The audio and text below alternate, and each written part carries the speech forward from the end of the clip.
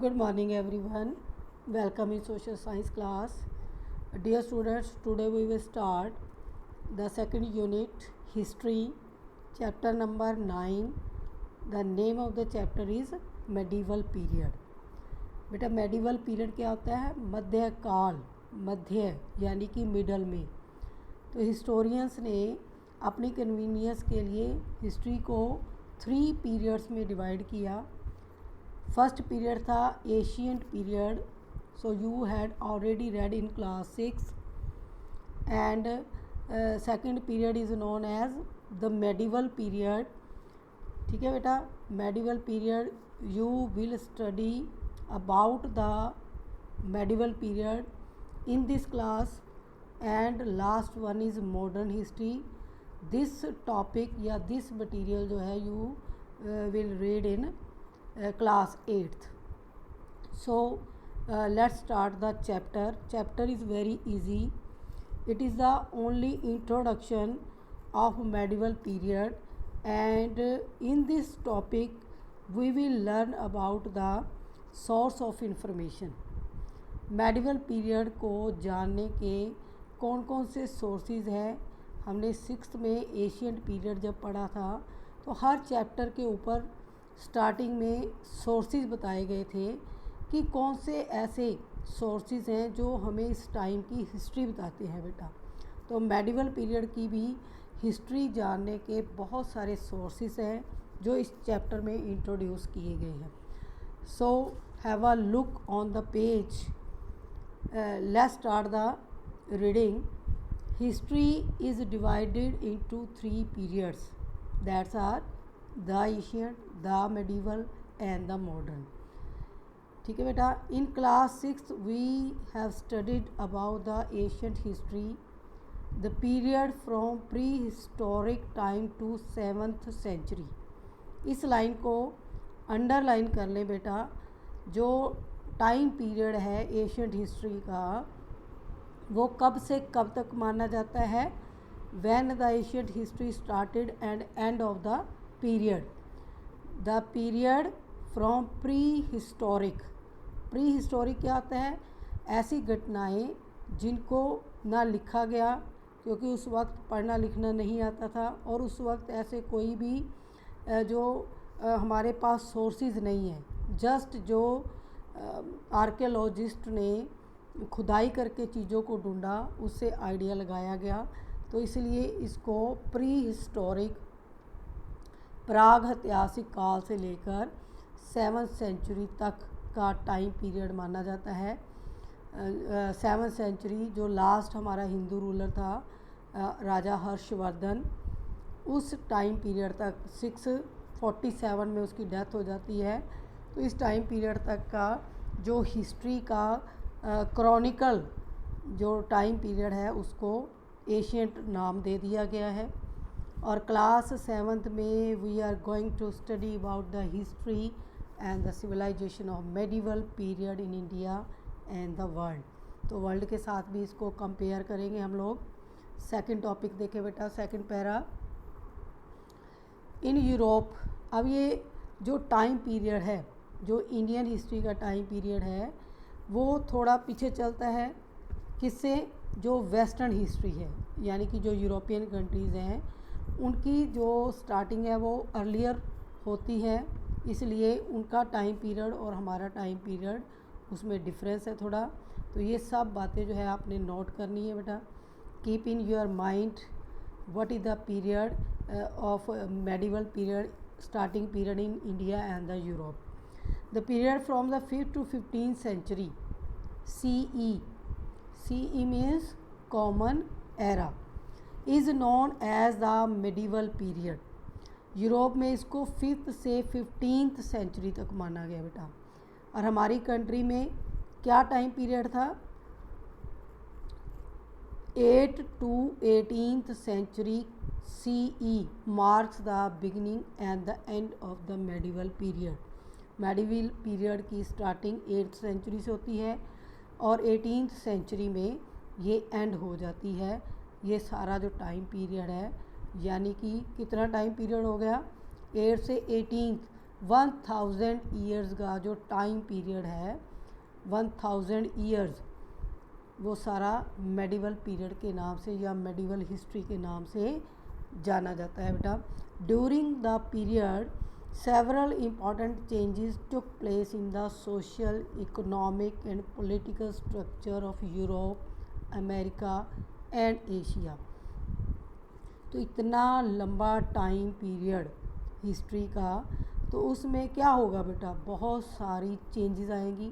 Naturally है कि nature में भी चेंज आता है, तो ह्यूमन लाइफ में भी चेंज आता है, और चेंज जो है वो एक इम्पॉर्टेंट कंडीशन है। अगर चेंजेस नहीं आते तो एग्जिस्टेंस जो है लाइफ की वो पॉसिबल नहीं है। तो changes took place in the social life, economic and political life, चाहे वो यूरोप की हो, चाहे अमेरिका की, और इवन की एशिया की। तो इन सब में जो है हम चेंजेस पढ़ेंगे, टाइम टू टाइम क्या परिवर्तन आए सामाजिक कंडीशन जो है, सामाजिक दशा में, आर्थिक दशा में, या पॉलिटिकल पॉइंट ऑफ व्यू से।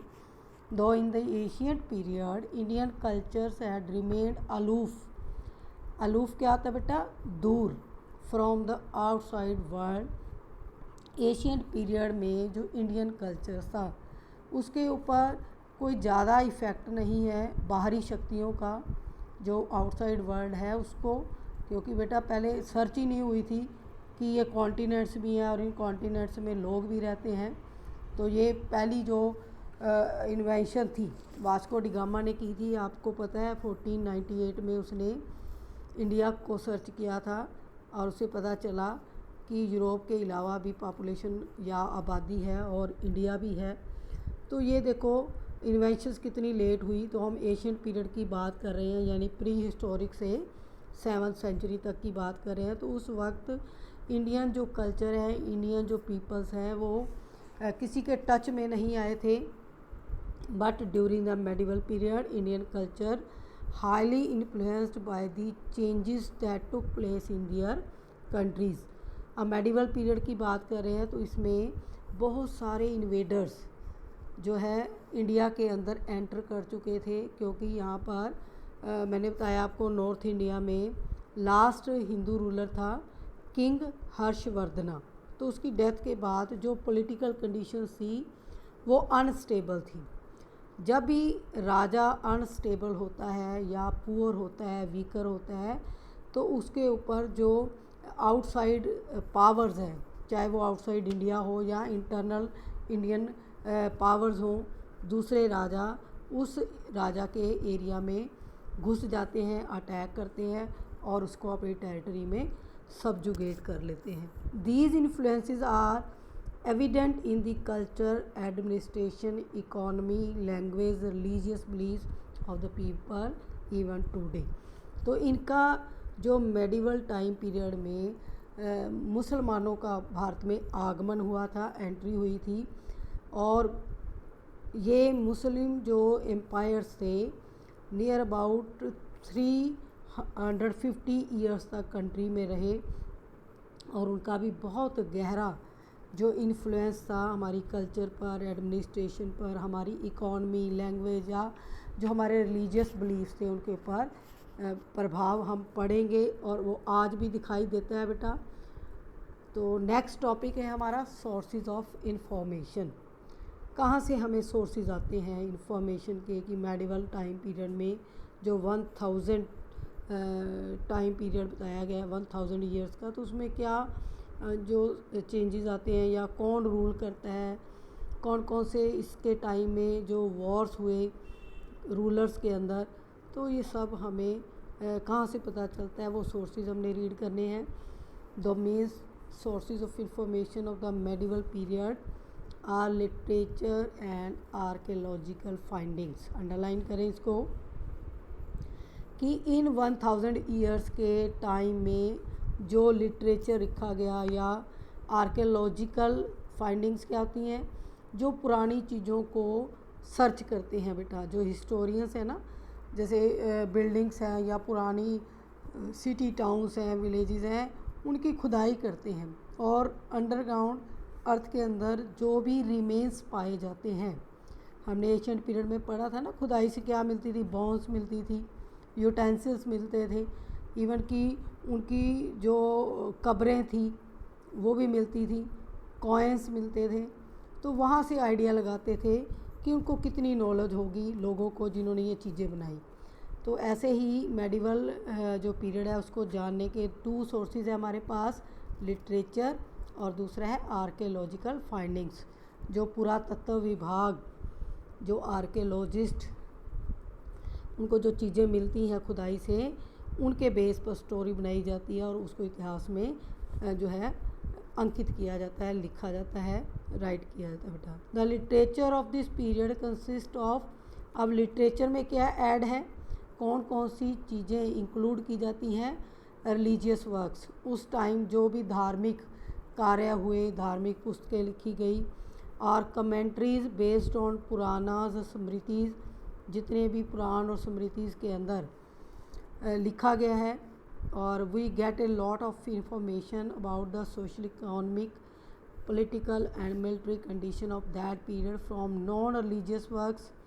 अब रिलीजियस वर्क्स के अंदर हमें उस समय की जो सामाजिक स्थितियाँ थी, लोग कैसे रहते थे, सोसाइटी कैसी होती थी, अवेयर थी, लिटरेट थी, इलिटरेट थी, या उनके जो ऑक्यूपेशंस थे।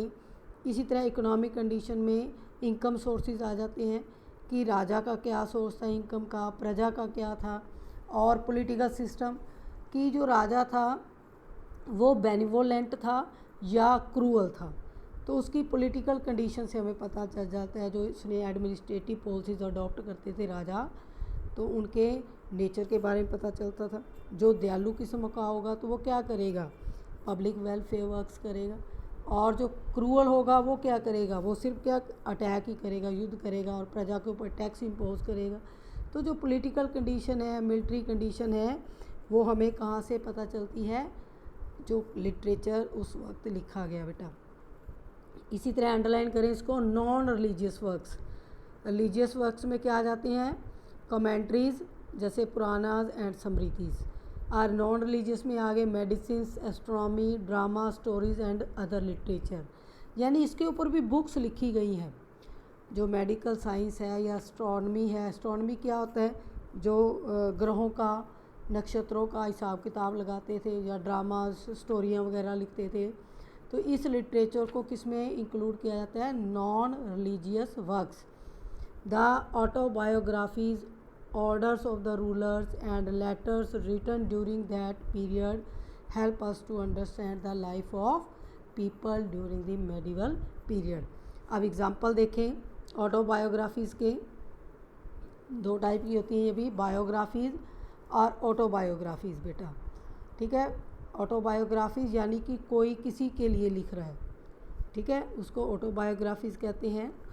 इसमें आपका जो है कीवर्ड उसके अंदर दिए होंगे शायद, बायोग्राफीज़ जो हम अपने बारे में लिखते हैं उसको बायोग्राफी कहते हैं। ऑटोबायोग्राफी यानी कि कोई दूसरे से, जो रूलर्स के बारे में लिखते थे, उनके पॉइंट कोर्टियर्स। ठीक है बेटा, तो इसका एग्जांपल देखें, पृथ्वीराज रासो, ये बुक है, was written by Chand Bardai. Chand Bardai ने एक पुस्तक लिखी, पृथ्वीराज रासो। अब पृथ्वीराज एक व्यक्ति का नाम भी है, और उसकी जो ऑटोबायोग्राफी थी वो किसने राइट की थी, चंद्रबरदाई ने। अंडरलाइन कर लें इसे भी। Throw light on the administration and the life of the people in north India during the reign of Prithviraj Chauhan. Prithviraj Chauhan यानी कि एक राजपूत रूलर था, उसका दरबारी कवि था चंद्रबरदाई।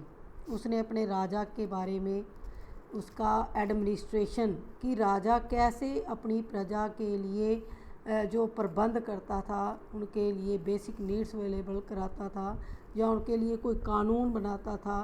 तो ये सब किस में आ जाता है बेटा, एडमिनिस्ट्रेशन में। To manage everything for their public life of the peoples, यानी कि उसकी पुस्तक में उस समय के लोगों का जीवन जो नॉर्थ इंडिया में थे, ड्यूरिंग द रेन, रेन क्या होता है बेटा, राज, पृथ्वीराज चौहान के राज के समय, यानी उसके रूल के टाइम लोगों की कंडीशन थी, ये सब हमें कहाँ से पता चलते हैं, जो लिटरेचर लिखा गया, एक बुक लिखी गई पृथ्वीराज रासो। नेक्स्ट पैरा देखें बेटा, मुस्लिम rulers encouraged the writing of historical accounts. अब मेडिवल पीरियड में मैंने कहा कि इन्वेडर्स आए थे, जो बाहर से आक्रमणकारी आए थे, तो उनके साथ उनके राइटर्स भी आए थे। ठीक है, जब राजा अटैक करता है ना किसी कंट्री के ऊपर या किसी अन्य राज्य के ऊपर, तो उसके साथ सेना के साथ साथ जो बावर्ची होते हैं, राइटर्स होते हैं, डॉक्टर्स होते हैं, तो पूरी टीम उनके साथ चलती है। तो ऐसे ही जो उस टाइम के उनके क्या कह सकते हैं, लेखक थे, राइटर्स थे, वो भी राजा के साथ आए और उन्होंने आकर यहाँ पर ऐतिहासिक जो है बातों को लिखा। वेल नोन वर्क्स कौन से हैं? Periods are Tahqiq-e Hind. क्या प्रोनाउंस करेंगे इसको बेटा, बुक में ध्यान से देख के इसको प्रोनाउंस करें, तहकीके हिंद। किसने राइट की थी? अल बिरूनी, अल बरूनी। आईने अकबरी, ये अकबर के ऊपर ऑटोबायोग्राफी है, वाज रिटन बाय अबुल फजल। ये मुस्लिम रूलर्स थे और उनके बारे में मुसलमान राइटर्स जो थे उन्होंने ही लिखा। अल बरूनी भी जो है मुस्लिम है, अबुल फजल भी अकबर के दरबार में एक लेखक था बेटा, अबुल फजल और फैजी। तो उन्होंने, अकबर अनपढ़ था तो सारी जो अपनी बातें थी ये लोगों के द्वारा जो है अबुल फजल और फैजी से लिखवाता था। Which were written mainly in Persian language में लिखी गई थी। ट्रैवल अकाउंट, इसी तरह जो ट्रैवलर्स आए थे उन्होंने भी बुक्स लिखी। उनमें से इब्न बतूता, मार्को पोलो, ये साइड में पिक्चर है, ये मार्को पोलो है। और ये किसी राजा का दरबारी कवि या लेखक नहीं था, ये सिर्फ एक्सप्लोर करने आया था, ट्रैवलिंग करने आया था और उसने आकर भारत के बारे में जो मेडिवल पीरियड है उसके बारे में अपनी बुक में लिखा। इब्न बतूता है, मार्को पोलो है, बर्नियर है, ये दोनों साउथ इंडिया के अंदर जाते हैं। और जो इब्न बतूता है वो नॉर्थ इंडिया में रहकर राजपूत थे उस वक्त, या जो मुस्लिम आ गए उनके बारे में लिखा इसने अपनी बुक के अंदर बेटे। These are the important sources of information about the medieval period. The significance achievement of this period, सबसे important achievement क्या थी इस पीरियड की? अवेलेबिलिटी ऑफ पेपर, यानी कि उस वक्त पेपर की खोज हो गई थी, कागज़ की खोज हो गई थी, इसलिए सारी बातें जो है रिटर्न में हमारे पास प्रूफ है उनका अवेलेबल है। With which encourage the writing of records, paper की वजह से रिकॉर्ड बने और वो रिकॉर्ड हमारे लिए आज हेल्पफुल है। इसी तरह रूलर्स, टेम्पल्स, मोनेस्ट्रीज़, ये सब जो चीज़ें हैं, दीज मैन्यूस्क्रिप्ट्स क्या आते हैं? Hand written material, man made material भी कह सकते हैं manuscripts, which are the major sources of information about this period.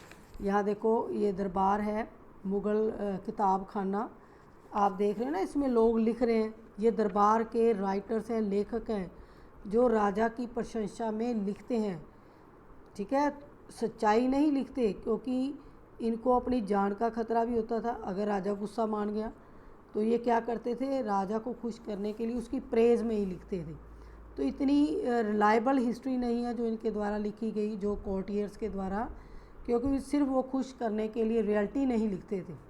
तो इतिहास में इनको इतनी वैल्यू नहीं दी गई इन बुक्स को जो दरबारी कवियों ने लिखी। जो ट्रैवलर्स थे उनकी मानी जाती है, या जो लोकल लोग थे उन्होंने जो भी लिखा उसको भी हिस्ट्री में ऐड किया गया, और जो अच्छी बातें थी और जो रियल फैक्ट्स है उनको हिस्ट्री के अंदर एडमिट किया गया बेटा। Historical records of that period exist in a variety of language over a period of time. They have undergone various changes in grammar, vocabulary and meaning of interpretation. Interpretation क्या होता है? दोहराना of different words. अब बहुत सारी जो changes हैं, records हैं, वो लैंग्वेज के ऊपर भी हैं, क्योंकि जो इंडियन लैंग्वेज में बुक्स लिखी तो जब मुसलमान आए, मुग़ल आए, उन्होंने अपनी पर्शियन भाषा में जो है उनको ट्रांसलेट किया, अपनी ग्रामर, व्याकरण जो थी उसको यूज़ किया। For example word Hindustan is referred by some peoples. अब हिंदुस्तान जो नाम है वो मुसलमानों का दिया हुआ है, इंडिया जो नाम है वो अंग्रेज़ों का दिया हुआ है, ठीक है। और जो भारत है राजा भरत के ऊपर जो है उसके नाम से रिलेट करता है। तो जैसे जैसे इन्वेडर्स हमारे देश में आए उन्होंने यहाँ पर वो बातें भी चेंज कर दी, क्योंकि उनकी लैंग्वेज जैसी थी उसी लैंग्वेज में उन्होंने प्रोनाउंसिएशन की। Referred by some people as a place where Hindus live, but today many people take an exception to the word and want to refer to it as India only. अब हम India भी कह देते हैं, भारत भी कह देते हैं, हिंदुस्तान भी कह देते हैं। तो ये वर्ड्स जो है हमें हिस्ट्री के अंदर से ही मिले हैं, चाहे वो किसी ने भी दिए हों, लेकिन हम सोचते हैं ये हमारी कंट्री का नाम है बेटा। लेकिन ये देन हिंदुस्तान देन जो है मुस्लिम्स रूलर्स की है, इंडिया जो है वो ब्रिटिश रूलर्स की है, और जो हिंदूस थे वो भारत कहते हैं कि भारत देश हमारा। तो भरत राजा के नाम से इसका नाम जो है रखा गया। Today many people take an exceptions, ठीक है। According to our constitution name of our country is India, that is Bharat. Hence terms that are use in different context. ये जो टर्म्स है मेडिवल टाइम पीरियड में आप हिंदुस्तान वर्ड सुनोगे, British time के जो पीरियड था उसमें हम इंडिया नाम सुनेंगे। तो अलग अलग टाइम में जो इनकी टर्म्स हैं वो चेंज होती रही हैं, और इनको डिफरेंट टाइम्स और take into account the culture social and political condition. तो ये अलग अलग टाइम पीरियड में जो इम्पैक्ट पड़ा है हमारी सोशल कल्चर और पॉलिटिकल लाइफ में वो हम मेडिवल पीरियड में पढ़ेंगे। अब जो है डू यू नो में देखें आप कि नेशनल और स्टेट गवर्नमेंट क्या करती हैं, keep all records documents and manuscripts in the archive. Archive क्या होते हैं, लाइब्रेरी टाइप होता है बेटा। इसमें जो भी अब चल रहा है, जो अब कह सकते हैं हम आज का जो टाइम पीरियड है, जो घटनाएँ घट रही हैं उनको भी सेफ रखा जा रहा है, ताकि जो नेक्स्ट जनरेशन है वो इनके बारे में पढ़ सके। नेशनल आर्चीव जो है वो लोकेटेड है न्यू दिल्ली के अंदर। लास्ट पैरा रह गया है बेटा हमारा, दो manuscripts provide a lot of useful information to historians, yet the past page the development during this period make their job quite tough. Manuscripts जो थे, हैंड रिटन मटेरियल जो था वो भी इंफॉर्मेशन था हमारे लिए और हिस्टोरियंस के लिए। जो हाथ से लिखी गई किताबें थी वो भी एक सोर्स है हिस्ट्री को जानने का बेटा। और इस टाइम में जो जॉब्स थी, जो भी काम था वो बहुत टफ था, क्योंकि बहुत ही कम जो चीज़ें थी वो अवेलेबल थी। अब हमने कहा कि पेपर की इन्वेंशन हुई, तो इसका ये थोड़ा मतलब था एक दिन पूरे देश में एक ही दिन पेपर सबके हाथ में पहुंच गया। तो ये भी एक डिफ़िकल्ट टास्क था। और भी जो भी इन्वेंशंस होती थी वो एकदम से लोगों के पास नहीं जाती थी, तो टफ़ होता था उस टाइम काम करना। आज इजी है क्योंकि टेक्नोलॉजी बहुत ज़्यादा डेवलप हो चुकी है। The movement of people in search of opportunities resulted in exchange of ideas regarding agriculture, weaving, food etcetera. अब जैसे ही चेंजेस आती थी, मूवमेंट्स होती थी इन्वेडर्स की, जो दूसरे देशों से राजा इधर आते थे, अटैक करते थे, तो उसमें भी देखो अपने साथ वो आइडिया एक्सचेंज करते थे, क्योंकि राजा के साथ जो भी सैनिक आते हैं, जो भी सेना के अंदर होता है वो सब एक्सचेंज होता है। भी दूसरे राजा के पास आए, वहाँ के लोगों को देखा, उनका खान पान, उनकी ड्रेस सेंस, उनकी कल्चर, उनकी लैंग्वेज, ये सब भी देन ही है, क्योंकि हमारी जो लैंग्वेज है mixture of different type of language. हमारे फूड्स हैं, हमारी ड्रेस कोड्स हैं, वो भी देखो अलग अलग टाइप की हैं, ठीक है ना। इसके नाम आपको ही पता है ना, वेस्टर्न ड्रेसेस हैं, कोई इंडियन ड्रेसेस हैं। तो ये सारी जो चेंजेस हैं इसी वजह से हुई, क्योंकि बाहर से आक्रमणकारी हमारे देश में आए और यहाँ पर ही उन्होंने राज किया, जिसकी वजह से एक्सचेंज हुआ इन सब चीज़ों का। इसी तरह many ranks and differentiations emerged in the society. This was also a period of great technological developments. यहाँ पर तकनीकी सुधार भी हुए, जैसे Persian wheel, spinning wheel etcetera. Persian wheel क्या होता है, जो कुएं से पानी निकालते हैं उसके ऊपर जो स्ट्रक्चर है उसको पर्शियन व्हील कहते हैं। आज कुएं ही नहीं है बेटा, जो पानी वाटर के जो सोर्सेज हैं अलग टाइप के हैं। इसी तरह स्पिनिंग व्हील, स्पिन क्या होता है, जो चरखा वगैरह होता है जिस पे सूत काटते हैं, वो भी जो कला है बाहर से जो लोग आए थे वो लेकर आए देश में। एक्सक्वेशंस क्या होती हैं बेटा, हिस्टोरिकल चीज़ों की खुदाई करना, उत्खनन बोलते हैं इसको। तो इसको बड़े संभाल कर करना होता है, इसलिए इसको एक्सक्वेशन कहते हैं। ठीक है। Medieval towns, shrines, villages along with paintings, monuments, sculptures and coins, inscriptions also.